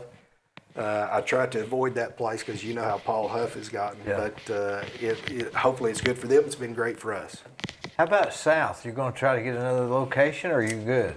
Well, we talked about that. You know, my brother's a pharmacist, and we've tried to drag him into it a little bit, but he's been working he worked for Cook's, you know, and Cook sold out recently to Food City. Yeah. So he was working in Benton for them, and, you know, so now he's gotten At that pharmacy on the main road in Benton? Yeah, right there when you first get off Yep. the intersection. Yeah, he's over there. And so, he's got drugged back into the corporate thing. And they've raised their prices up from what the independent, Mr. Cook and all them were doing. So their patients have experienced that transition. So we'll see what's going to happen. Yeah, we've been talking about some of that. See, I got property in Benton. I've been trying to get them to let me invest. Whereabouts? Right there on 411, right there before you get to the river. On the right? On the left, right there. You can go, you turn right to go to Nancy Ward Grave. We own right across the street, right there. That's a good spot. Yeah, 6.5 acres. See, I've been trying to get him. Yeah. That might be a great spot for us. Yeah. But there's one downtown Benton. Yeah, it's a small one I don't downtown. know who that is. It's that group that owns Yeah, Cherokee. they own Cherokee now, Chad Smith. Oh, yeah, I built their building. They got one up in Copper Hill and Tellico. I built the one in Tellico. Yeah. He was a nice guy. I saw him once before I started it, and the day I finished. Hadn't seen him before, hadn't seen him since. Now, he's a local guy. And Chad Swafford, is that his name? Smith. Chad Smith. Yeah. I didn't even know his name. They own, probably him and his group, they probably own about 14. He actually started up in Copper Hill. That's right. And now he bought Cherokee over here, but yeah, he owns the one up in Charleston, and which Cliff runs it. But they own Tellico. They have about 14 that they run, and so they've got a good business going. Good people. You couldn't you couldn't handle all the people that are going to go to the pharmacy tomorrow, could you? It'd be in Cleveland. Yeah, no, it would be tough because my brother worked for the Walgreens, 24-hour Walgreens at one point, and just think about this one store. When he was there, they were doing over 800 prescriptions in his shift. In his shift? God. Now, that's, they're open 24/7. And, we do a good business where we're at. And I know that Central Drug, they have 2 locations. They do good business. So, I mean, no, it'd be impossible for anybody to handle that type of 800 a volume. shift.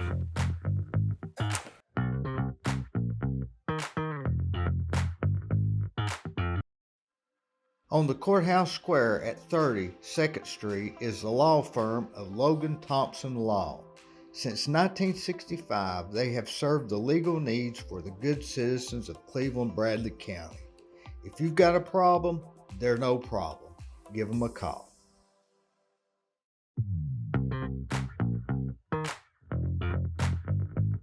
Let me ask you this. You own a restaurant. You're there all day. You're there in the mornings. You're cooking. You're back at night. The door's only locked at 8 o'clock. Do you go home and cook supper? No, I do not. We very seldom do we cook at home, and I think that's why my wife, we get along so much because I don't expect her to cook because I've already, I can eat at the restaurant. She can eat at the restaurant, but very seldom do we cook. But do y'all all eat there at the restaurant? Yeah. We eat out a lot. If we're not eating at the restaurant, we'll eat at, we go to Mexican. Is about the main thing we'll eat out. And every now and then we'll go to Aubrey's or Jenkins. Which Mexican restaurant do you go to? We kind of rotate. We do the Las Mas there across the street from us back there by the car wash. They got good sauce. They do got good sauce. Luis is great. Luis is a great guy. Yeah. He'll trade out food.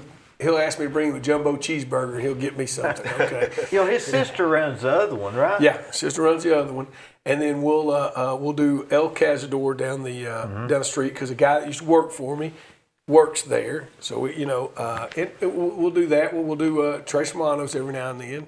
But we might in Monterey's. We do Monterey's because I coach some of the family, their sons in baseball or something, and we'll just hit our little round. But like those a are the main Sunday ones. night. Tonight's Sunday night. Where will y'all eat tonight? Well, tonight we've got a Christmas party. and we'll eat. We're having it at Las Vegas. Luis gives us the back room, so we're having karaoke for the and everything. restaurant or what? Yeah, for the Scott's restaurant. family's never home. Yeah, They literally are not. Scott, To transit, right? we're she's gypsies. coaching. She's doing so much stuff, and then Scott coaches a bunch more than people realize too. What do you call all his kids? Every sport. I've coached every sport my kid has played, from the time that they were 5 years old till the time that they didn't play anymore. I could never be a coach. Yeah, me neither. I wouldn't want this- that job. What my thing. This will be the first year that I've never coached my kids in anything. And I've done it since my oldest one is 26. And I've got 5 kids till my youngest one now is 14. 5 kids. Gosh. He's a busy guy. So and then I coached when I had a restaurant at Copper Hill. I coached up at Copper Hill, Yeah, Copper tell me, Basin High let's School. talk about that. Is that the one that used to be on the left, right, when you enter Copper Hill? Yeah, I used to tell everybody. They'd say, "Well, how far is it?" I said, "Well, you know where the red light is at Jackie Evans?" "Oh yeah." I said, "I'm the next red light." That's 45 minutes away, but it's the next red light. That was a good restaurant. Everything it had all Hardee's stuff, right? It had all kinds of stuff. It was a great restaurant. It had they put a barbecue restaurant in there years before I took it over, and the guy put a smoker in there, and it's the kind that you walk in and hang stuff up in. It was huge. It was a great restaurant. It was great to me and my family. Because the reason I did that is my wife, Amy, that's where she started out coaching at. It was Copper Basin. And so guy up there, met him. He was wanting to get out of it. Ended up practically giving it to me. And so I was like, okay. So I had it for about 3.5, 4 years. We ended up renting a place to live up there. And I drive back and forth. And about the last year I owned it, that's when my dad started turning sick. And he asked me if I could help more down here, because he couldn't come in every day. And I said, yeah, that's no problem. So I came down, and it started kind of going right. You know, what's the old saying go is, you know, if the cat's away, the mice will play. And I kind of neglected it because I was down here more than I was up there. And when I was up there, I was just in and out and didn't really pay attention. And it started getting a little bit looser, and then the economy kind of got hit. 2008. Like 8? Yeah, 2008 was the last year I had it. And the economy kind of got hit. And I was like, whew. And so I ended up selling it to 2 guys that worked for me. And I told them, I said, guys, if y'all just don't change anything, you'll have a successful business. Well, they decided they needed managers, and they needed to be managers and not work there. Yeah, that don't work. And it ended up going through, I think it went through 3 different people, and now it's still shut down. But it was a great location. What was the name of that before? It was called the Burr Mine. But before that, wasn't it? Before that, it was, God, what was it called? It's some kind of barbecue place. I forget what they called it. I remember it before that. Yeah, see, I don't remember It before was then. something different. Yeah, it was, because it'd been there for 20 plus years. Yeah, I could live there. Copper Hills, really? Have you been up there lately? Oh, yeah. Oh, it's blustered. But a lot of people from Atlanta had bought the downtown areas, and they built it up. McKaysville right there, and got the brewery so now. nice. I owned the motel in Blue Ridge. Nice. I built Really? one and owned it. I didn't know Yeah. that. Yeah, I went there. I could get there in an hour and 5 minutes. Yeah, that's fairly easy. I could get downtown Ducktown in 55 minutes. Yeah. No matter how fast you No, drove. they got a good Mexican restaurant there too. They don't do. Yeah. It was, like I said, the people of that area were great to us. It was great to my family, because my wife coached up there for 7 years, and they were great to us. I mean, they took us in, and I mean, they supported my restaurant as much as they could, because it's still low income. But when the 2008 hit, it hurt a lot of them, because a lot of them were builders. And here's the thing that blows my mind. There was people that eat with me at night, and they worked. One of them worked in Chattanooga. His wife worked in Chattanooga for a law office. And the other one, the husband, he worked at McKee Bakery. And they drove that river road every day. I built a house on that old Federal Road, and it was amazing, the traffic on that road. And I asked somebody, I said, why is there so much traffic on it? He said, they're all going to McKee Baking. They worked. Yeah. So that's where they worked. Yeah, there was a lot of people from Copper Hill that worked at McKee Bakery, and it blew my mind. Mine too. I guess was wondering where else would they work? Yeah, I mean they would be on the road. I mean, you figure an hour and a half a day. Yeah. 3 hours round trip really. And I remember when my wife was still up there. It was close to her last year when they had rock slide. Yep. And so, luckily, we still had that place rented up there, and we still live down here. But she would drive up on Mondays, work through the week, stay up there, because it was almost a 2-hour drive, because you only 2 ways you go. All the way up to LJ and back over through Blue Ridge, or all the way to Tellico, back around. Kinsey? Yeah. Kimsey Highway? Kimsey That Highway, wouldn't be safe at night, right? Yeah, it wouldn't be safe at night. Have you ever ridden Kimsey Highway? No, one time. Have you? I have not. I've not either. Yeah, one I've time. always wanted to. Yeah, one time. And that's the one that comes out behind the school, if I remember correctly, yeah. Can you make it through okay? You can, but it got to where it was getting so much traffic, they had to close it down some because it was getting They washed say you out. couldn't pass. You can't pass pass. the car. You can't pass nobody. No, you better not try to pass nobody. But yeah, it was just so she would stay up there and then come home on Fridays, and then stay the weekend, and then go back up on Mondays until they got that all fixed. It was rough. You know, people in Copper Hill and Ducktown, they see themselves as different as Polk County. Oh, I mean, it's two different. you got Lower River and Upper River, baby. They Yeah. tell you real quick. Them people down there are different. And I than they tell you are. what, people from Polk County will say they're different than people at Ocoee, just down the road. Just down the They road. say, oh no, I'm from Ocoee. Yeah, they'll straighten you out on it. Oh, you from Polk County? Oh, no, I'm from Copper Hill. Oh, But I you thought know, it was the I same think place. that's one of the few counties that has 2 courthouses. Yeah. Because you think about it, they got, name another one. You know who told me that? John Simmons. Really? Oh, John Simmons was a John good Simmons. one. John Simmons was a good one. I always remember him telling me. I don't know if it's true or not, but I've said it 10 times. I'll never forget talking about John Simmons, about Polk County and everything. When I was up Copper Hill, I went to where they voted. And I said, where's they having primaries? I said, well, where's the Republican primary? Guy pointed over to the bathroom, said it's in there. They weren't big Republicans up there. No, it's like here they say we're the Democrats and meet this in a phone booth. Yeah. I'll never forget that. Old Judge Judge something, Stansfield or something. He said it's over in the bathroom. They said they used to meet in a phone booth till Bebo joined. Ain't a phone booth big enough for my boy Bevo. Yeah, that's good. But I didn't mean to interrupt you on there. Old John Simmons, he was a good one. I remember he would really he'd put like 4 butters on one piece of toast and salt. They said, John, it's going to kill you. He never did. I guess it finally got him, right? Yeah. He always said, well, what did get me in the military or something? He said, they're going to get me now. Okay. I was in there one day at lunch, and John and me and Brackett Hooper were eating. Yeah. John came in, and Brackett said, "Oh hell, do we have to fight that war again today?" Because John talked about the war. And Brackett, he must have been out at the dairy barn. They said that's when I think he would drink some. And he said, "Oh hell, do we have to fight that war again today?" It was really funny. There's been some real characters, hasn't it?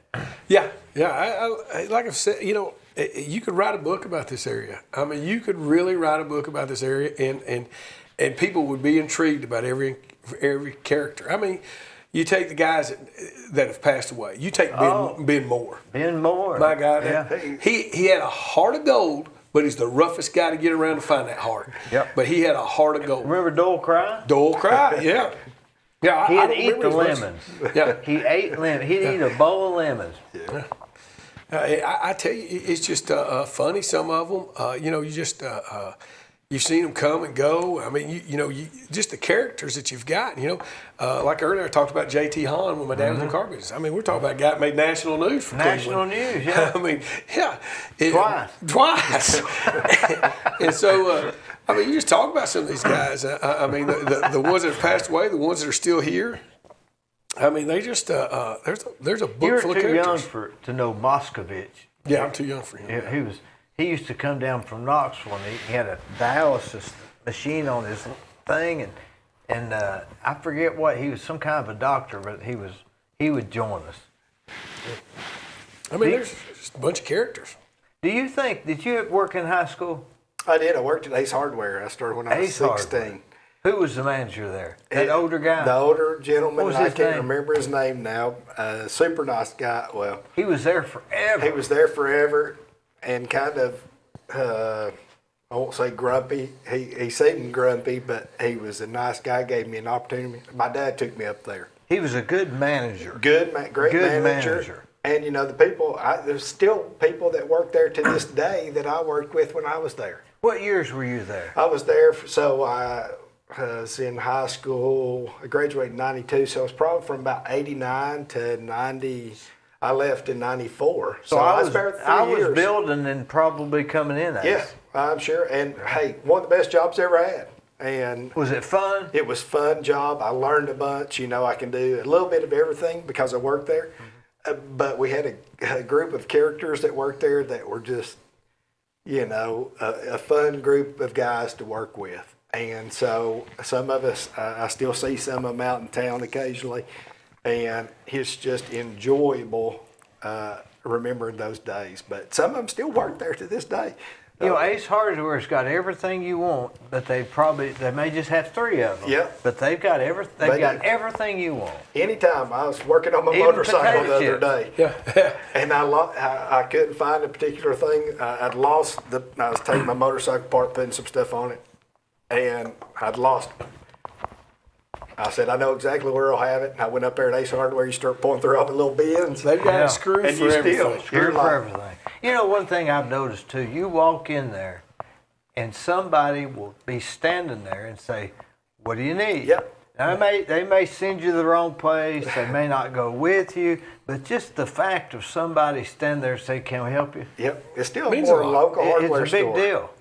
And they've changed it since I was there. The owner that owned all these in our areas died probably 2-3 years ago.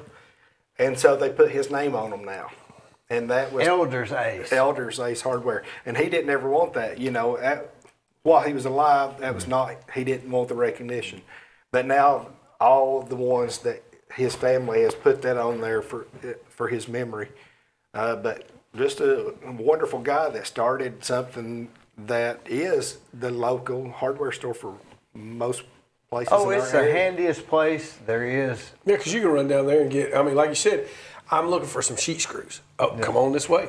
We'll find you'll dig through there. Find if you got coarse, fine. They'll get it for you, man. They'll find you a nut bolt. And they got toilet paper. They got shampoo. They got everything. They'll sharpen Everything. they'll sharpen your lawnmower blades in the summer. They'll cut Chainsaw you a blades piece of too. sheetrock Chainsaw that's blades. about half the size. They will. Yeah, Exactly what you need. It's really. I was building a doctor's building in Chattanooga. We had to have 54 pieces of Lexan, certain size. I was trying to order them online and all this stuff, and it got real complicated. One day I was in Ace. I said, "Hey, y'all don't happen to have so and so?" They said, "Yeah, we got them right here." And I said, "Do you have it in this size?" They said, "Yeah, right there." And they had every bit of it. Yeah. It was really weird how I'd been looking all over, and they had it right there. Yep. Yeah, that's crazy how that happens. It really is. When I was a kid, I was at my uncle's. We was on Mimosa Drive, and we left their house, and we walked across the street through a field. And my uncle said they're going to build they're going to build an MC Hedrick there, because it used to be MC Hedrick Grocery. And we walked across the street to somewhere across the field, and I remember walking through the fields like this. Isn't that weird? Yeah. It is. And that's how Paul Huff was when me and Scott were kids. That was nothing but. I remember when they used to, there was a real battle on whether or not to do Paul Huff. Remember that? We used to ride motorcycles from the river out there on the ridge, Candies Creek Ridge, all the way across through where Paul Huff is now. Where did you live? Now, I grew up out in Prospect, the Prospect community. Which area? So, you know, where Laurel Bluff tees off on Harrison Pike. So it's just about a mile down there off Harris Creek Trail.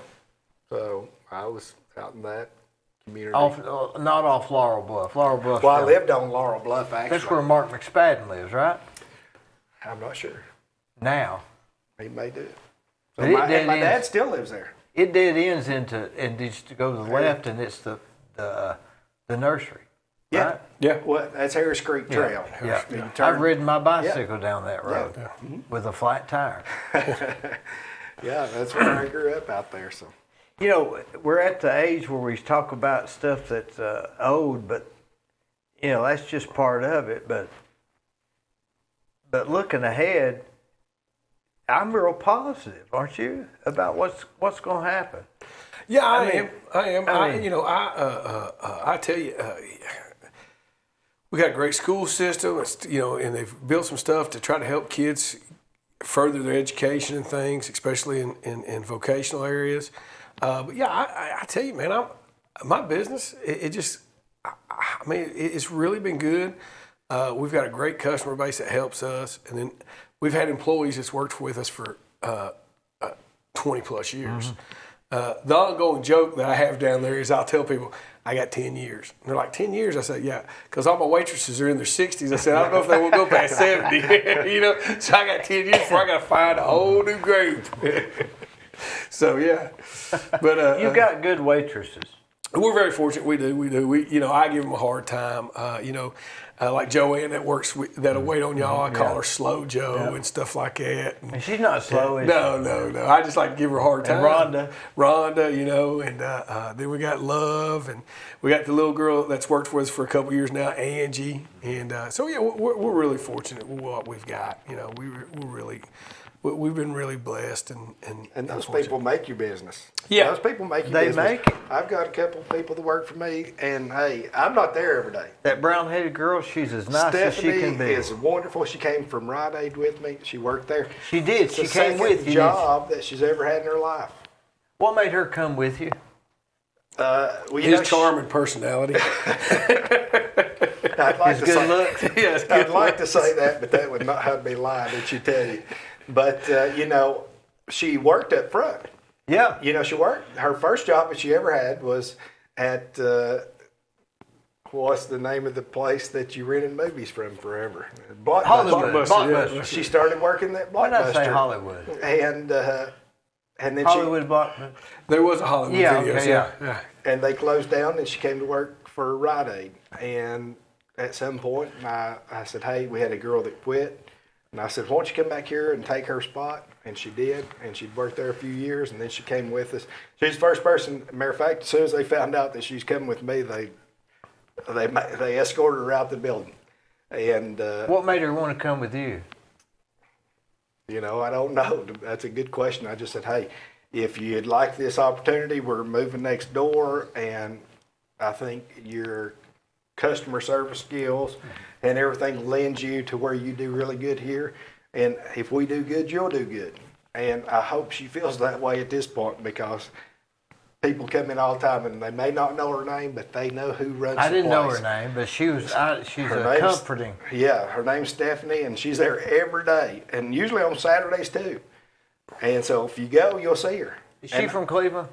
She is. Well, her family's from Texas, but she's lived in Cleveland a long time, and just a sweet person and great employees. But same thing, he's got some employees. They've been there forever. We've been fortunate to have good employees, and they make your business. Because if I'm not there, if Scott's not there, you're going to go in and you're going to see those people. And those people take care of you. And because they'll say, are you going to be there tomorrow? And I was like, no, but I'm going to tell Stephanie. So if you come in, go see Stephanie. I know he gets to do the same thing. He likes to play golf like me. So every now and then, about 2 o'clock, he'll run off the lake and he'll say, "But come see so and so." You know, good employees, we can't pay them enough. You can't. No, If you they really knew can't. how much it's worth to us, we wouldn't be able to afford them. I'm afraid that we. That's the truth. That's the truth. That is the solid truth. And that's the reason we try to take care of them. We try to do things for them. And my mom was always big about, sometimes I have to calm her down, but she's always big about, she wants us to feel like we're a family, like everything's family. And she's always designed the restaurant to look like it's somebody's living room instead of just a restaurant. She's got plaques. She's got, family pictures all over the place. And, and I think that's why why they've stayed with us so long. Because, we've helped them out when they've needed helped out. I remember one waitress that worked for us. She'd gotten sick, couldn't work. She had to be out of work for over a month. Well, my dad and my mom still paid her, like she was still working there.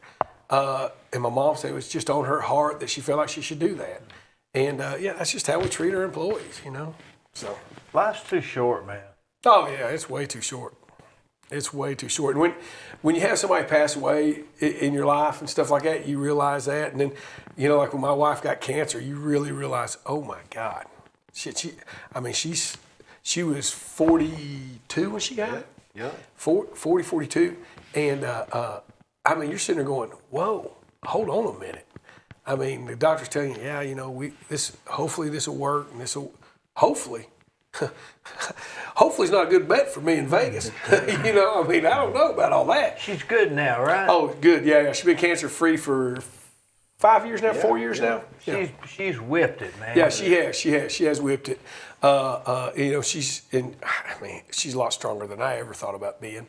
But yeah. So life is just short. You just never know. You never know when you're gonna get that diagnosis, and you meet people that get it, and you're like, man, I gotta make sure I got things right. I'm doing things right or something. So. And enjoy the day. Oh yeah, enjoy it, because you never know what will be taken away from you. Never know.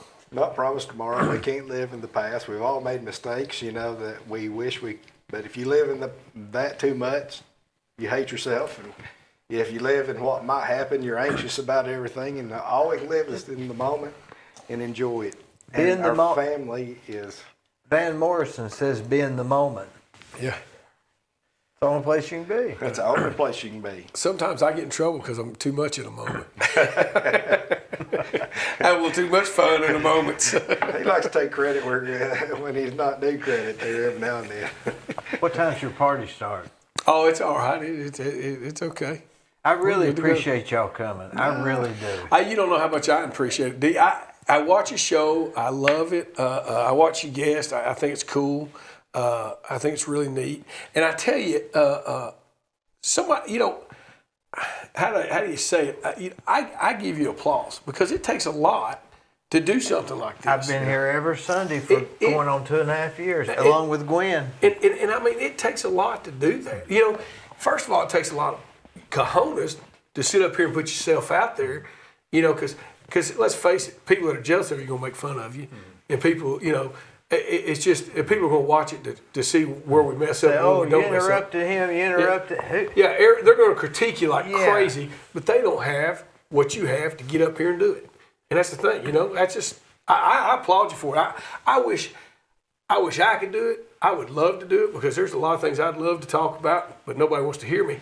But you've had great guests. I think you've done a great job. I tell you, it's. And I'm not a podcast guy, but I've listened to him. Yeah. Wouldn't you love to have had Brackett Hooper here, or Doyle Cry? Oh, I'd love to have those old guys here. Can you imagine? I sit there and I look, at the guys that have come through the restaurant that I've got to meet, that when you dig in it, you find out that they shaped Cleveland. You look at like absolutely, like Ben Moore, Doyle Cry, Bobby Taylor, those older guys, all those older guys, how they shaped Cleveland. Jim Price. Jim Price. You talk about these guys, and you're like, man, they've sat here and narrowed the ways for us, for this place to be what it is. I remember talking Ben Moore one time, and he was telling me when he built the Cleveland Mall, and they had he was having a grand opening. Had Sears and this and Roses or whatever it was up there and everything. They was having the grand opening. Nobody from his family showed up. Except for the banker, I forget what his name was. It was his uncle, married to his aunt. He asked, he said, well, where's everybody at? He said, they're all mad at you. He said, you're ruining Cleveland. He said, they don't want to support you.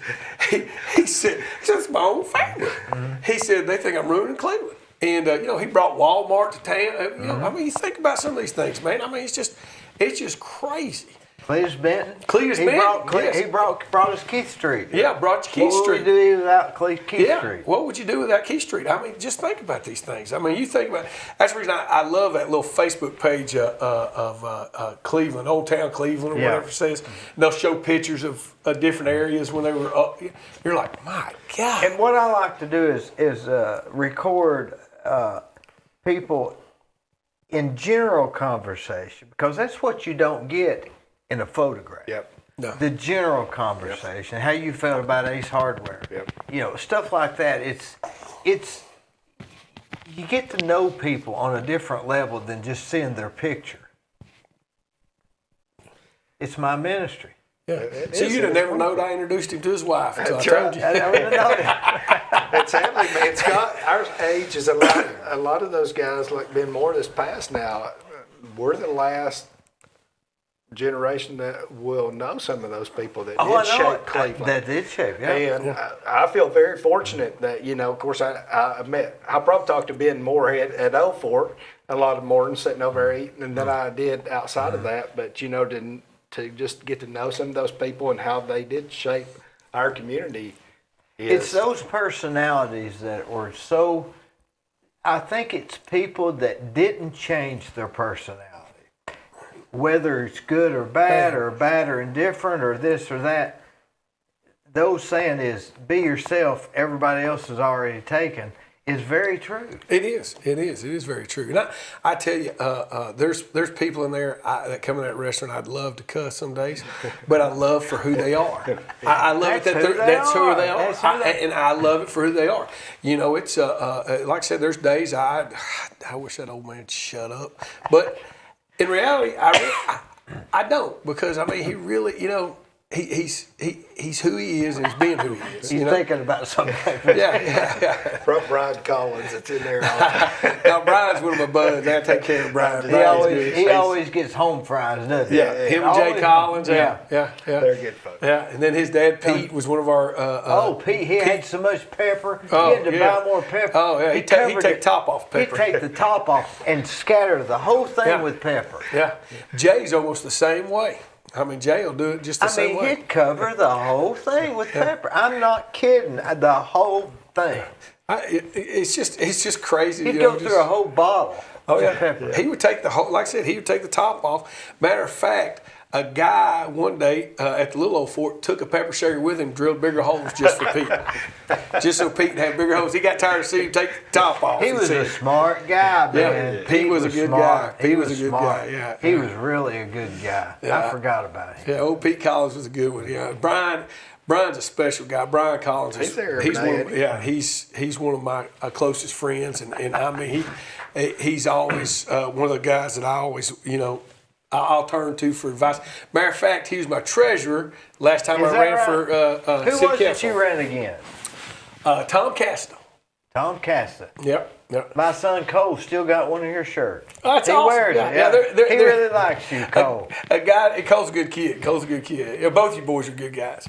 There was a guy sent me a picture the other day. A guy mowed his yard and the sign said, "Vote Scott McGowan." I said, "Well, hey, as long as they're wearing it, as long as somebody's getting usage out of it." But everybody used to ask me, "Well, what do you got against Tom?" I said, nothing against Tom personally. I just don't like what he's voting on. I said, it's nothing personal.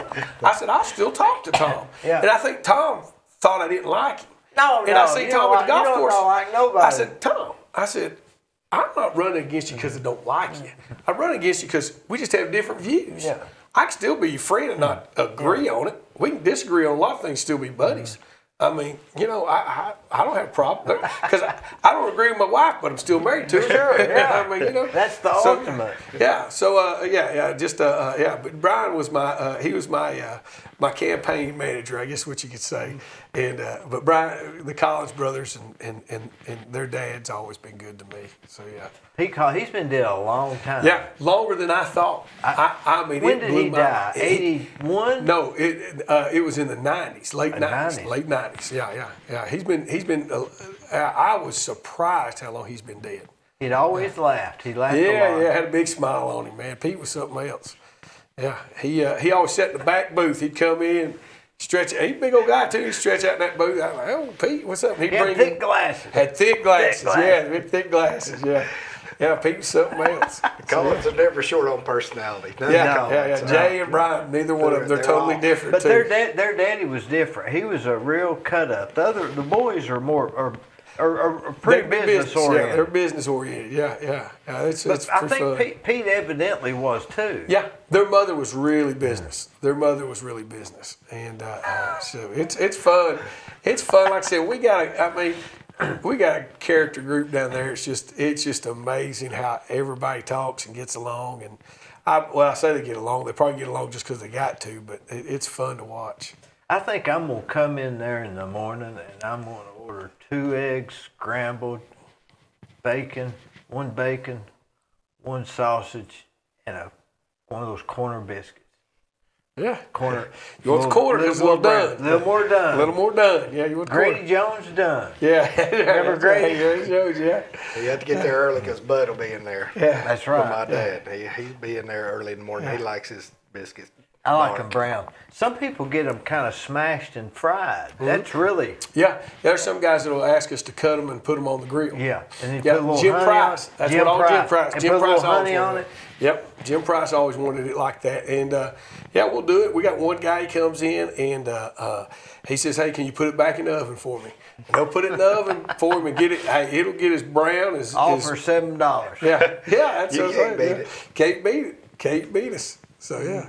Hey. I tell you, I get aggravated when I go somewhere else and I pay some, like I went to Five Guys and had a cheeseburger the other day that cost me $8. Yeah. I didn't even get fries. No. I thought, dear God, you get fries, a bigger burger, because mine's half a pound, and fries for $9.25. We'll go to Cracker Barrel. Oh, my God. I'll go to Cracker Barrel and eat that breakfast. I did that. I've done that a couple times. The $7 lunch is over. It's 10 or 12. Yeah, it's 10 to 12. And here's what we've always said. I've always told my mom. I said, we have to make sure that. I said, we have to think about if we were on a budget. And if I ate lunch every day, it needs to be somewhere. Nowadays, it's probably around $12. If you can get out of there with $12. And that's including tip, because we can do it. You can do a meat and 3 and a drink. I think it comes to $10.87. You leave $1 for a tip for yourself. Hey, there you are, $12. Tim Waldrop knows the combination to the best value. I don't know how he does it, but he orders it a certain way. and it's really a good value. I don't know. He gets. I don't know the way he orders. His eggs got to be country scrambled. I don't know what country scrambled is. They just throw it in the pot and start stirring it for him, and so we get country out of it. But he'll end up with gravy too. Yeah. Somehow he does. I think he says a spoonful of gravy. Yeah. I just want a spoonful. Next thing I know, I'm like, what do we do to this guy here? Whatever, it's Tim. Okay. So, yeah, but we've got it, yeah. It's funny, some of the guys that try to beat the system. Fellas, I really appreciate you coming. We've enjoyed it. And I want to dedicate this episode to Corky McGowan. Wonderful. Hey, I appreciate it. Thanks.